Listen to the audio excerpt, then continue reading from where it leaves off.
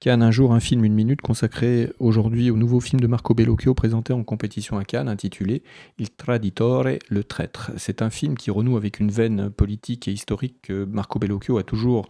apprécié et qui émaille sa filmographie dans la mesure où ça rejoint des films comme Vincere ou encore mieux, plus proche encore,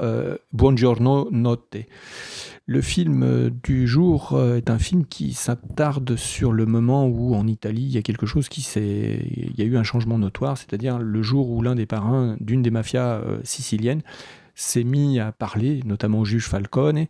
pour lui expliquer les rouages et les fonctionnements de ces institutions parallèles.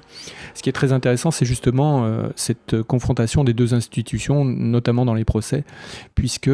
la justice, qui est censée représenter le droit, l'état de droit, est complètement dépassée par les événements et notamment par les acteurs du procès, qu'ils soient les accusés, la presse, bref, la représentation et l'incarnation de l'État italien est complètement ridiculisée.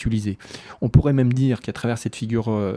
des procès, des différentes scènes de procès, il y a une espèce de théâtralisation qui rejoint la manière dont Fellini décrivait la décadence à venir de la société romaine, par exemple, ou plus tard italienne. Le film est particulièrement intéressant puisque la dernière scène de procès du film, qui voit opposer le mafieux à Giulio Andreotti, est parfaitement représentative de la gravité de l'instant, qui ne l'était pas lorsqu'on attaque les mafieux et qu'il devient lorsqu'on s'attaque à Andreotti, figure incontournable que Sorrentino a également filmé dans Il Divo.